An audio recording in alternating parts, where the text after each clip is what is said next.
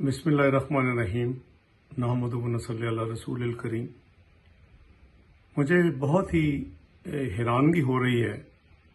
कि हमारे सीनियर तरीन एंकर दोस्त और जर्नलिस्ट तारीफ़ों के पुल बांध रहे हैं कि जी न्याजी साहब ने वो कर दिखाया जो वादा किया था और रिपोर्ट पब्लिक कर दी। मैं सबको ये याद दिलाना चाहता हूँ कि मार्च 2017 में मुस्लिम लीग नून ने पाकिस्तान में एक कानून पार्लियामेंट से मंजूर करवा के मुल्क में नाफिज किया। उसका नाम है कानून का the commissions of inquiry act 2017 और उसके सेक्शन 15 के तहत ऐसा जब भी कोई कमीशन बनेगा उसकी रिपोर्ट अवाम में लानी ज़रूरी है, अनलेस के कोई नेशनल इंटरेस्ट या कोई बहुत ही मुल्की सीक्रेट मामला हो तो उसमें उसकी गुंजाइश है। लेकिन नॉर्मल इंक्वायरी कमीशंस की रिपोर्ट ऐसे मामलात पे जो कि पब्लिक इंटरेस्ट में हो तो उसको अवाम में शेयर करना, अवाम में पब्लिक करना ज़रूरी है। जहाँ तक इशू का सवाल है कि ये शुगर जो एक स्कैंडल हुआ पाकिस्तान में, उसके ऊपर एक कमीशन बनाया गया, तो उसकी रिपोर्ट के हवाले से मैं ये अर्ज करूंगा कि इस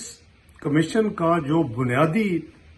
जो मेन TOR था, जो मेन इसका मकसद बनाने का था, जो मेन इस कमीशन की जिम्मेदारी थी, वो ये थी कि ये देखे कि पाकिस्तान में जो चीनी की कीमतों में बेपनाह इजाफा हुआ 20 से 25 पे फी किलो और जिसके नतीजे में 100 अरब से ज्यादा गरीब अवाम लुट गए,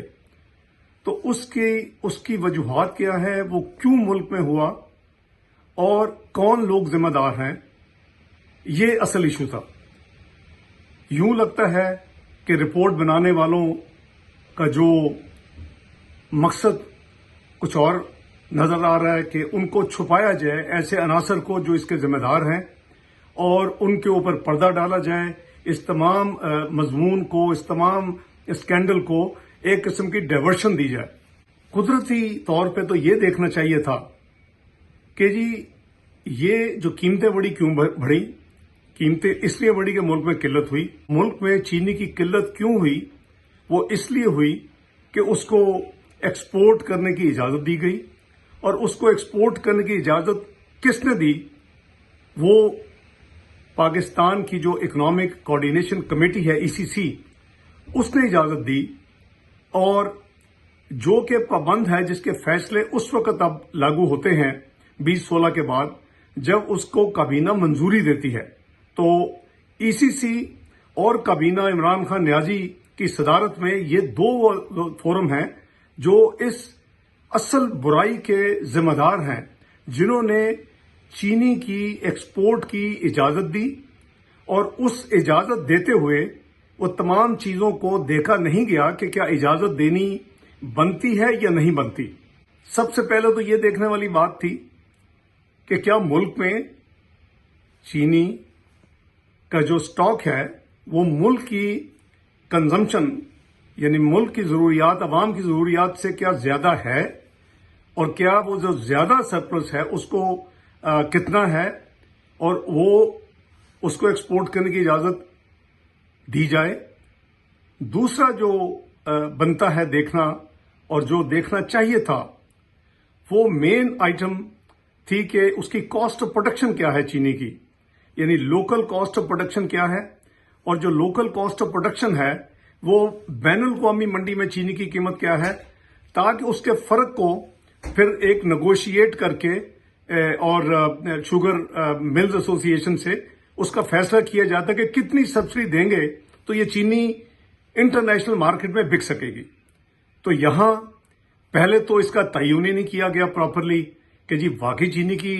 मुल्क में सरप्लस है, वो जायद चीनी मौजूद है जो मुल्क की जरूरियात के अलावा है, जिसको एक्सपोर्ट कर देना चाहिए। दूसरा जो काम अभी तक इस रिपोर्ट में नजर नहीं आ रहा कि उसको इस फोरम ने, जो ECC थी और काबीना बाद में, उन्होंने देखा कि क्या इसकी कीमत कितनी है। تو یہ دو چیزوں کا تعین کیے بغیر ایکسپورٹ کی اجازت دینا تو بالکل بے معنی بنتا ہے، اور اس کی کوئی نہ ضرورت تھی نہ یہ ایکسپورٹ کی اجازت ہوتی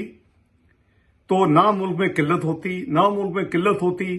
تو ملک میں نہ قیمت بڑھتی، اور یہی 50-55 روپے کے رینج میں ملک میں عوام کو چینی ملتی۔ اور اس کے علاوہ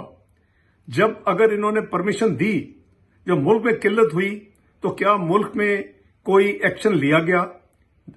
ایک ہوتی تھی نیشنل پرائسنگ مانیٹرنگ کمیٹی، اس کا فائنانس منسٹر ہیڈ ہوتا تھا، پورے صوبے تھے، پورے محکمے تھے، وہ اس کو دیکھتے تھے کہ جی قیمتیں کدھر جا رہی ہیں، ذرا سا بھی ایرٹک ہوتا تھا تو اس کو ECC میں پھر ریفر کیا جاتا تھا اور اس پہ باقاعدہ ایکشن لیا جاتا تھا۔ تو انہوں نے نہ صرف پرمیشن دی بلکہ اس حکومت نے اس کے بعد بالکل آنکھیں بند کر لی کچھ لوگوں کو نوازنے کے لیے جنہوں نے انویسٹمنٹ کی ہوئی تھی اس پارٹی کے اوپر، یا جو ان کے کچھ اتحادی تھے، یا جو بھی وجوہات ہیں، تو انہوں نے